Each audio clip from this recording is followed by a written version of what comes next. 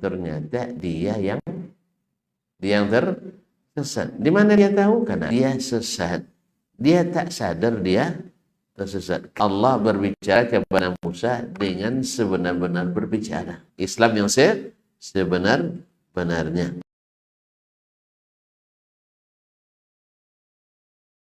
Mungkin sebelumnya. Kaum muslimin dan muslimat. Jadi mereka awalnya tidak mengerti. Awalnya mereka tidak tahu mereka tersesat. Umar tadi yang disesatkan ya Nabi dengan para sahabat yang sudah masuk Islam. Tapi di saat dia sendiri yang membaca dan Allah mulai membuka mata baginya, maksudnya membuka matanya dan mata hatinya, dia baca Al-Quran. Oh, ternyata ini bukan perkataan biasa. Inilah orang-orang dulu menta'zim kalau Allah ingin bukakan hidayah, baru paham Umar ternyata dia yang tersesat. Di mana dia tahu? Karena ada yang nunjukkan tadi. Tapi kalau tidak dengar, apalagi nutup telinga, seperti Amr bin al-As pada Amr bin Tufail al-Dausi pada awalnya, karena provokasi dari pihak yang menentang dakwah, waktu itu dia tutup telinganya, berjalan di Mekah tanpa mendengar apa-apa. Sebab diwanti-wanti oleh petinggi Quraisy, Makkah sekarang tidak aman. Bisikan-bisikan syaitan. Nah, gitu ya provokasinya. Dari mana? Tuh Muhammad. Kenapa Muhammad? Dia sudah menjadi penyihir ulung.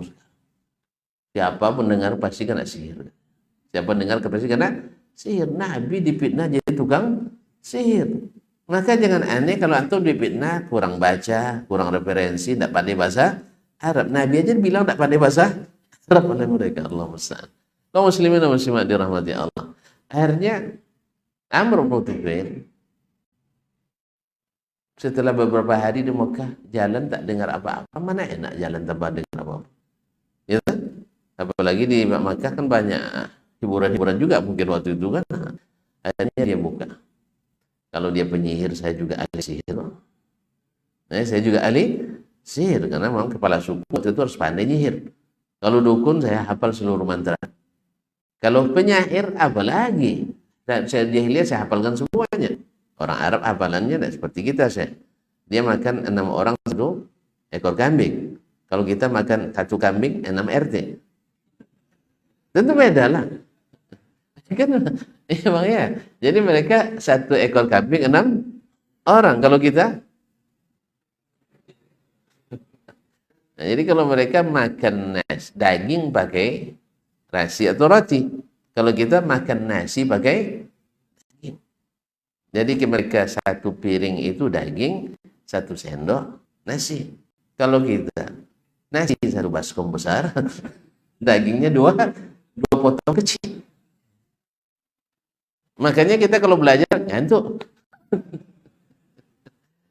Itu makanya kalau orang Arab itu subhanallah, saya sering berteman berjalan dengan syekh-syekh itu ya. Kalau mereka makan, awak makan dari pagi nasi, siang nasi, malam nasi tambah nasi. Iya, nasi goreng, nasi rebus, nasi apa semua ada. Mereka makan nasi sesendok aja siang tuh aja kadang. Habis itu korma beberapa butir, buah, piring. Bisa sekali aja makan sehari. Nah, pas berjalan, duluan kita capek. Dia masih semangat, masih on fire, kita sudah low bed. Iya. Lepas isya, ya lanjutkan rapat katanya kan. Waduh. Awak habis makan tuh, tegang urat perut, kendor urat. Allah musta'an. Tapi karena mereka semangat, ya kita akhirnya terpaksa ikut juga. Itulah. Karena makannya apa? Bukan gizi yang banyak, karbohidratnya yang banyak. Maka gula lebih akrab sama kita. Allah musta'an. Kaum muslimin dan muslimat dirahmati Allah SWT. Ini kembali kepada Ja'd ibn Dirham tadi. Di waktu dia sesat, dia tak sadar dia tersesat. Kapan dia sadar? Hah? Setelah mati.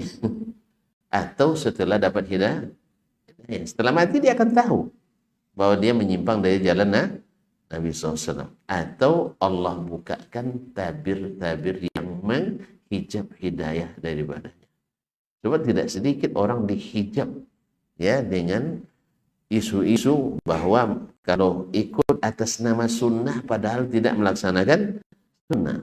Jadi dulu kita ini atas nama sunnah Nabi tetapi meninggalkan sunnah Nabi SAW. Allah musta'an. Ala kulihan, hanya Allah yang maha tahu dan waktu akan menjadi bukti insyaallah ta'ala. Kaum muslimin dan muslimat dirahmati Allah, akhirnya dia bilang fa inni mudahhinil yauma bil Ja'd ibn Dirham. Saya hari ini korban saya adalah Ja'd ibn Dirham, artinya eksekusi. Ja'd bin Dirham setelah berbagai upaya untuk menyelamatkannya, memberikannya kembali ke jalan hidayah, tak bisa. Akhirnya dia dieksekusi. Nah, karena sampai matinya dia membawa keyakinan yang sesat itu. Wa innahu yaqul, apa kesalahannya Ja'd bin Dirham ini? Fa innahu, dia berkata, lam yattakhidillahu Ibrahim khalila. Allah tak mungkin menjadikan Ibrahim sebagai kekasih dekatnya. Sebab apa? Kalau orang-orang sekarang, orang liberal sekarang, kalau kekasih berarti Allah itu laki-laki. Berarti apa namanya, cinta sejenisnya. Bermacam-macam tafsir.